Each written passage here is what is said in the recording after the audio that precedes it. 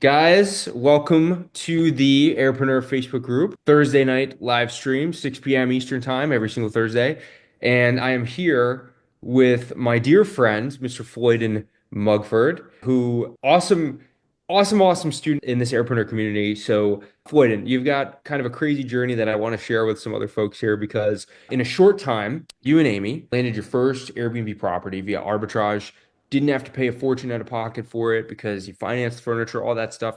You picked a winter property. You guys dressed it up extremely nicely. It looked incredible. And then you went ahead and did it a second time with, quite honestly, the coolest property in this entire community.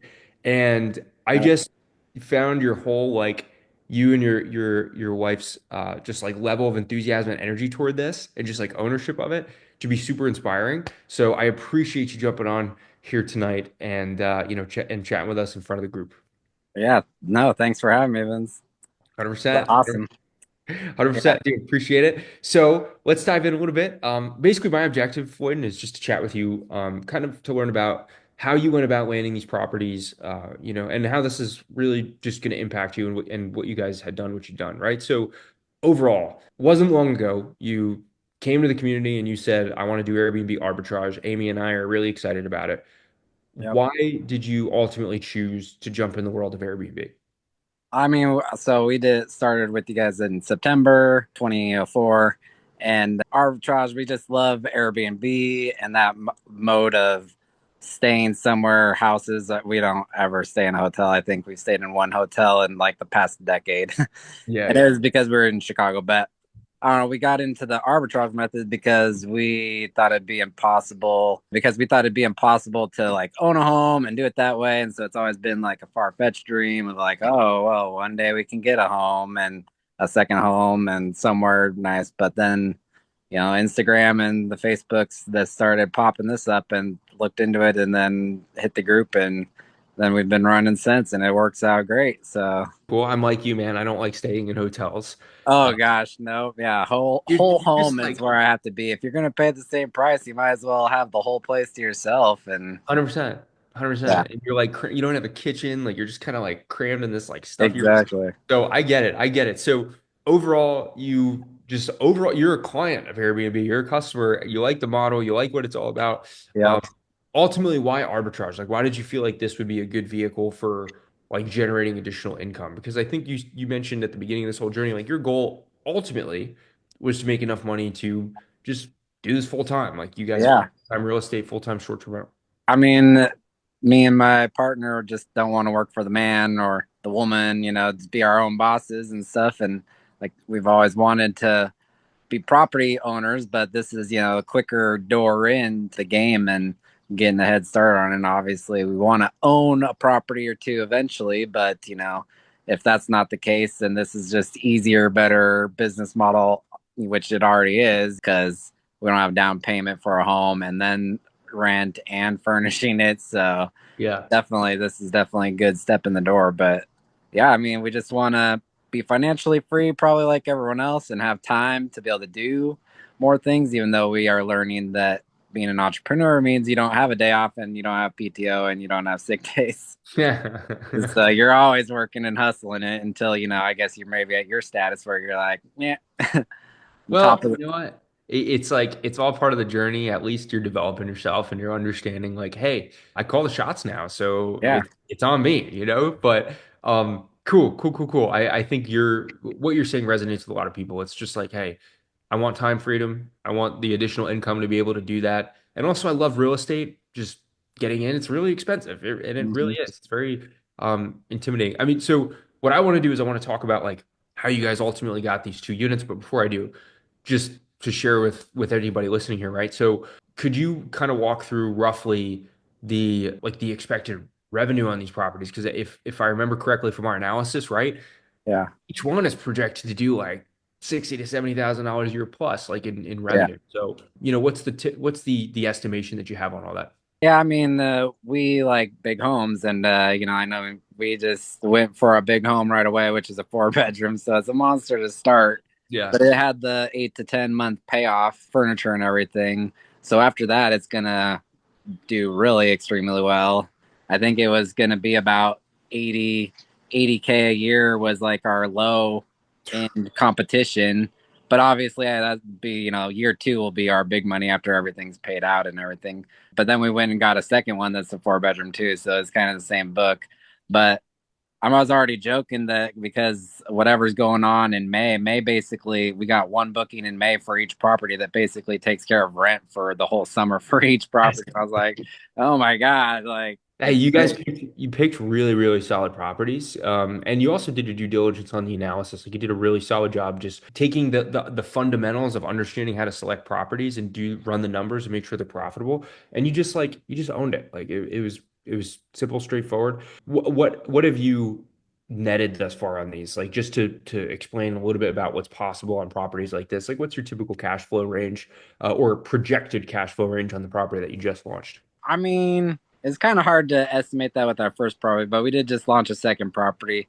Hmm. But our net income after expenses for our first property for this upcoming May is going to be about 10K after rent and all utilities and everything. It's been kind of hard with just because we've been trying to push down our credit cards too. So it's like hard. Like I've been like February was a bad month. Like we kind of probably broke even at February. Holidays we actually did pretty good when we first launched. We launched in October and November and December we did good and we probably made some money, but all of our extra money just went to like paying down our debt essentially Well, instead yeah, of like yeah. instead of taking home an income ourselves or just trying to get that down as quick as possible. But yeah, May is going to be a 10K plus net after all expenses for just our first unit. That's Um, insane. Oh my. and that's just because of whatever's going on in Indianapolis in May. I mean, they got the Memorial Day weekend, and I know Indy 500 is like coming up, and Yeah, yeah, so yeah. I Well, got I so like all 4 weekends are like 4 grand stays, and I'm just like it's our normal nightly base is just at 300, and it jumps up to like $1,200 a night for all of May. that's wild. It is not common. It's not normal for someone to profit 10K in a month off of one unit, and that's a wild. So I think though over Well, I the mean, like I entire said, we got the big unit, and then yeah. Gen Con in Indianapolis is ridiculous, and that is the most expensive weekend of the whole summer. And our first unit, just that weekend alone, is about 10K. Whoa. For 4 night stay is like 897 and change, and then like our cleaning fee and stuff. So it was like pushing 9K for a For 4 day stay in our 14-person unit in Indianapolis for one weekend. So that one there alone too is just like, well, great. It's kind of hit or miss on weekdays because I'm trying to fiddle with the price to fill it up too. But our Mhm. our new one that just launched, people got a real deal. We got $400 a night for the Memorial Day weekend because they got the like first booking on Airbnb, and I was trying to get it listed quick, so it's like they got all the discounts and stuff off of it and got a real good deal. And it's like okay, but hopefully it'll start booking up as the last minute bookers since our first unit was basically booked on all these major weekends like months out. That's awesome. That's awesome. So, for those listening, what we tend to use and like a lot of our students and folks that are launching properties is a tool called Price Labs. It's a Yeah. software that detects the demand in the area based on seasonality, and it'll automatically fluctuate the pricing. So the thing is, Floyden, like you and I don't really have to know about all these events. The software just kind of knows. Like I tell everyone the story about Taylor Swift coming to Oh Pittsburgh. my God. Yeah, and like we made like, $3, $4,000 just per unit like on the weekend because the software knew. I had no idea. I don't listen to Taylor Swift. So, Well, that but that was our very first unit. I mean, first unit launched, and the very first weekend was a Taylor Swift, and I didn't have Price Labs set up right away, and someone oh was man. like vulturing me, and I freaked out on the group because I was like, "Oh my God, someone's booking," and I thought I had more time, and Yeah. they got like a super steal for that weekend in Indianapolis. But there's only like a daughter and her mom's. All right, that's cool. You won the lottery there on your. So you guys in, less than what, like 6 months, you launched two insanely high quality Airbnbs. You're literally cash flowing anywhere from 5 to 10K per month, which is absurd. What concerns and like fears did you have before getting into Airbnb, before doing any of this? Like what were you like, oh, well, I'm kind of nervous about Airbnb because of XYZ? Oh, just the whole like running a business in general. And I mean, obviously, your first unit, we had our bumps along the road. It's nothing's gonna run perfect if you've never done it before.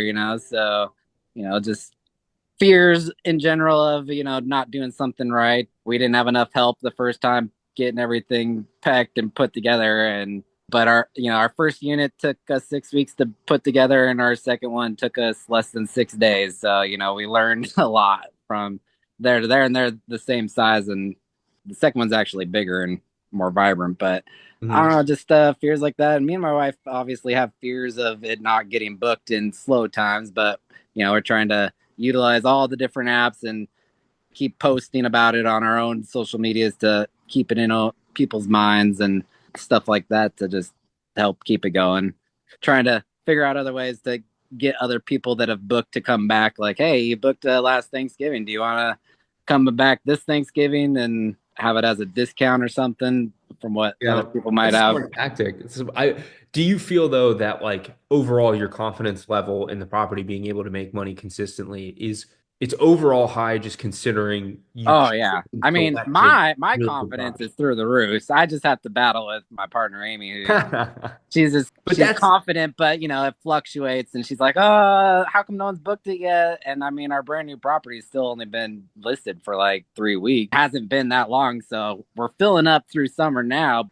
She's still like, well, how come I still haven't like fully booked yet? I'm like, because people made well, their stuff it's like 4 months good, ago. man. We're gonna It's super normal to have those concerns like just starting out, but like you're overall very confident because you did a thorough analysis of the yeah, property, like you understand it's going to make money, and you chose a property that's competitive in that market too. So like yeah. talk us talk us through like the first deal, right? Like how did you find it, and like how did like our training overall like prepare you to find and land this property? Well, the training is great, and it 100%, actually a million percent prepared me for. Aside from the fact that like Hot Pads has issues up the yin yang, and when I first started out, that was all people talked about. So I just 100% skipped emailing people. And in a business sense, when you're building a rapport with people, I was like, okay, well, I'm just gonna call people anyways, and that's way easier and instantly communicating with someone. So I skipped the whole emailing part and just went straight to calling, and I think that helped me land a deal quicker. And maybe because we had our Monday list, and I mean, of all the properties we looked at, we had like 20 top favorites that wouldn't need any kind of remodeling or anything like that. That would be really like move in ready. And I was like, okay, I just got to like hone down and harass the crap out of these guys because we can't like go after ones that need any sort of work more than we can do. And I mean, within those 20 people, the first deal I got is probably after like the 10th property or something. And the guy didn't want to work with me initially, and he's Hmm. really skeptical. And I called him a few days later and knew the property hadn't been rented. And Hmm. then I eventually convinced him, and he's a problem to work with, but the property is really great. That worked out great. And like the training, the verbiage to convince people, that is 100% like game changer because like you said, it might not work the first time, but it gets in their head, and then they start thinking, and if the property's not selling to other people and you come back again, you're like, hey, I'm really interested in doing this. Like, what do they have to lose? They can either not rent their property and continue to lose out on money, or they can try to do something new with you. So I appreciate the shout out there, but ultimately I think you just weren't afraid to do the work, man. Like you called a bunch of people, you had conversations, you executed on the right script, and you did the right analysis, and you said, hey, these types of properties are going to work, they're going to make this much money, and now you got a cash flow freaking beast, so that's awesome. I guess when you furnished the property, you used 0% interest business funding on that. So you didn't even have to pay that out of pocket. Realistically, what were your out of pocket costs? Just like security deposit? Security deposit, and Cool. then the security deposit ended up being really low, like $500 because I got some comps on that, and it was like first month's rent, but I couldn't get off first month's rent. But I got security deposit really lowered, and I got like $200 off of what he was asking for rent for doing a That's the long deal. lease. So that was really good. And but like it took us 6 weeks to get going, so we ended up wasting a month's rent because of our slowness. Well, you also picked a pretty advanced project for your first one, but you know what? How well did that prepare you for your next advanced project? You probably Oh just yeah. so much more quickly Oh then, yeah, right? we busted out a 4 bedroom in 6 days and like Dude, awesome. You guys freaking crushed it. There, I wish I could show photos of the new property and stuff because it's just really, really cool. You guys launched like, you've got like a little mini golf course on the roof, oh like a hammock and like all this stuff. You just like absolutely blew it out of the park. But overall, it was just like all you did was find a really good property like formula in your market. You reached out to property owners, you got it up and running, and you guys took ownership of the interior design process. You enjoy doing it, right? yeah. Yeah, we did. We used Carol with our first one, and we used some of her concepts and some of her ideas, and some of them we were just like, okay, we're gonna kind of go with our own flow. But she Yeah. helped us like pinpoint and be like, okay, we can confidently do this because our design was pretty similar to what we wanted was pretty similar to what she gave us. So, I mean, obviously, like purchasing some items is like, okay, well, that's a little bit cheaper and it looks kind of similar. So it's like the design Yeah. didn't like So, yeah, transition 100%, but for those listening, Carol is like an interior designer inside our community, and she works with everybody at like for coming up with virtual interior designs like very quickly, so you can just order stuff on the fly. She's great if you don't have like an interior design like brain, like I don't, but she also helps me to just like keep the cost of my setup stat. Like for example, like those studios and one bedrooms that we just launched, in the apartment complex deal recently, dude, our furniture costs are like $4,500 for the studios and like 5,500 for the one beds. So she's good if you're just like, I want to move fast. I just want to do this cheap and I suck at interior design. But for folks like you that are really, really good, you have that creative brain and you want to flex it, by all means, you don't need that. That's awesome. So, second deal, was that a similar journey where was it just kind of like re-engaging your market? You already knew what. oh, the Oh, second deal was like instantaneous almost, and it was almost too easy. And I mean, the first deal, like I said, I called probably like 10 properties before I hit that, and we went and looked at four mhm. and then landed on him. And this one, I probably called four properties. And this woman and I don't know, she answered her phone and she was even on vacation across the world and she answered her phone. And then her and I just like connected or something. And then we met up and I was like, well, that's the property. There's no other. We're basically in competition with ourselves now because our properties are like 4 blocks away from each other. This one, our new one, is basically 100% walkable to like all food, all anything Indianapolis. Where the other one is like, okay, you got to walk a little bit if you want to get there or drive. But Mhm. and the full rooftop, which pictures show just a 5 hole putt putt, and my plan was 9, and I got 9 holes finished up there now. You guys, So it looks even more epic.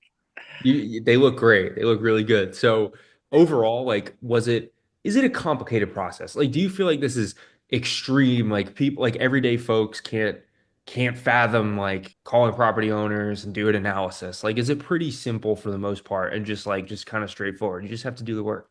I think it's pretty simple and straightforward. Obviously, the only thing that makes it complicated is your area. If you're in an area and you've got highly complicated regulations and stuff, it's going to make it harder to do initially because Yeah. traveling is harder. And we lucked out where Indianapolis is like the Wild West and they pretty much have nothing. Uh-huh. And they don't really care. So I would hate to be starting out and trying to do this in somewhere in like California. But obviously, it's still possible to do, and you guys can do it remotely. And there's lots of ways to do it remotely. It's just easier to get that step in if you can be right there and everything. I mean, Yeah. that's the only hurdle, and I don't have that hurdle. And others, obviously, that would be something that other people thinking about this have to think about. How far might you have to trek for a good market, Hmm. at least regulation wise, because you can talk to anyone and convince them, even if the market is hard. But if the regulations themselves just aren't letting you do what you need to do, then it's kind of like don't waste your time 100% there. But Yeah, that's like step one is like if the market has any regulations that make it too difficult to justify, we're yeah, definitely not targeting it. Like that's the typical journey we take everyone through, which is like, hey, that market doesn't really make a lot of sense from the regulations. Let's just avoid it, right? So look, you got these two properties. Now, Floyd, and they're projected to cash flow you anywhere from 5 to 10K a month plus, which is insane. How does that impact you and Amy's life? I mean, right now it's been really busy. stressful, but after the summertime when we're feeling like effects of it being like, oh shit, we paid off a bunch of stuff and now we're really like feeling the money come in. And I Hmm. mean, I know it's going to be there and she's just the money stressor. So she sees like the credit card because we went over budget on the first one and we were really close to budget on the second one, but we went over a smidge. But I was like, it's gonna be epic, and it don't matter because a 10.5 month payoff instead of 9 month payoff. I'm totally cool because the second year we're gonna be hustling hard. Yeah, yeah, Like, yeah. You guys are gonna keep on growing. yeah, but year Um, two is gonna be profits up the yin yang with because they'll be have time to people seen them and people be like, oh wow, they're great and mhm. but yeah, no, I'm super excited about them. It feels great. I mean, we're working hard and it feels really good. I Cool. mean, because I work part time as a teacher, so I like work 3 days a week, barely 20 hours as a young student teacher. And doing Mhm. this, I'm like, I'm my own boss, but I am like also my own employee, and it feels great. And just doing it. And I've actually been doing the cleaning to try and hustle even harder because they Oh, haven't. you're crazy. I You're know. crazy. With the I property know. making, with the property making as much money as it is, I don't think you need to try to cut the cleaning costs. Well, just for now, because me and Amy are trying to really cut down on our debt on it and Yeah, yeah. quicker. And since I have the days off, I had to pass her approval. Don't I had to do a turn, and then she went through with like white gloves and like did all that. But it fall. They usually the people when they check out usually falls on my days off, so I can like zip up there and Yeah, you know, yeah. do maintenance stuff and make it exactly perfect how us because we kind of have some issues with some cleaners where they forget one or two things like awesome clean and usually everything is tip top but like one Mhm. or two things are usually like missing like sometimes it's not the welcome card or you know Mhm. something else so I've been there. I make like, don't flush paper towels down the toilets and laminate them and all those yeah. soft stuff. You got to do that stuff. So for the sake of time here, Floyd, we're coming to our, half hour here. And I guess I'd like to just close. First off, I appreciate you coming on and sharing this journey. I think it's super valuable because it's super inspiring. Like you had every reason in the world to be like, this is too difficult. Like we have kids, we have full-time jobs. And like, not only did you do it once, you did it twice, and you have like pretty much a multi six-figure portfolio, pretty like just from these two properties because you selected winners. So good for you. I'm really excited for you. Just to kind of wind this down a little bit. I mean, when you were ready to dive into the world of Airbnb, why did you choose to work with the airpreneur community like Adam, myself, our team, Sonny, Greg, etc.? And for anybody else that's in that same boat where they're like, I want to do Airbnb, I see it works, I know I can make money from it. I'm just kind of considering a mentor. What's your advice to them if they're out in that space? Well, I mean, we came across a couple different groups and, actually chatted with a couple different mentor groups before deciding on you guys. But you guys just had the best energy, the best, like, personal. I don't know. It seemed more personal. Like, you guys seemed more one on one with everyone and more like wanting everyone to succeed rather than just I'm succeeding and you're ponytailing on my success, can be more successful. More like you guys are like, we want you all to be out in the world making what we're doing, where other people just like, oh, well, I'm successful and here you go if you can. Yeah, So yeah. you guys seemed like the best fit. And like I said, we chatted with 3 or 4 mentor groups before we put it here for sure. But I I mean, appreciate it. we want to get more properties, but at the moment, it's like, oh, we're stuck on these 2 big ones until our debt ceiling can come down a smidge, and we can do that. If anyone is listening, if you go the credit line way, get as many as you can right away. Don't make Yeah. the mistake of being like, oh, we don't need all that right now. We did the same thing. We got approved. We got lucky. We got approved right out of the gate for like 40, 50,000. And then we literally utilized it ASAP. We got like three, four properties that first month, Well, So we just, our first card approval was for 70,000. dude, that's insane. And so And nevertheless, that's why we're sitting on the 2 properties on that guide. So yeah. we're getting that ceiling down so that we can get another card and then get some smaller units. Well, Floyd, think about it this way. You just injected the capability to add 70 grand worth of investing into your business with 0% interest on it. And like, think of how much different differently your confidence level in making decisions is. Because like if you didn't have that, you'd be like, I would never do arbitrage because All now I right. have, it's like, but now all of a sudden you get access to 70 grand with no interest on it. You're like, I can get into these crazy 10K per month deals, you know? Yeah. So, cool. Well, Floyd, really, really appreciate you jumping on and talking through the story. I think it's super fun, super inspiring. You guys have been amazing to this community. So, anybody listening here on Facebook, if you like this story, you want to get started in starting your own Airbnb business, you're looking for help in order to do that. That's literally all we do here at Airpreneur. And if you're interested in getting handheld through landing your first several properties, my DMs no longer work on Facebook. So I'm literally just going to drop a link below this video to book a free strategy consultation with us. It's about 45 minutes and it's literally just for us to gauge whether or not something like this is even a fit for you. And if it's not, we'll point you in the right direction. But anybody that comes from this interview, we will still honor the promo that we've done this entire week on providing you done for you resources and systems for creating and scaling your Airbnb business. So all of our furniture sheet templates, scripts, etc., pricing templates, etc. So all of that's still going to be available to you. The link's going to be below this video. If you're listening on Spotify or any of that other stuff, then just head to airpreneur.com, book a call there, and just let us know that you came from this. But otherwise, Quinn, thanks so much. And guys, we'll see you here next week.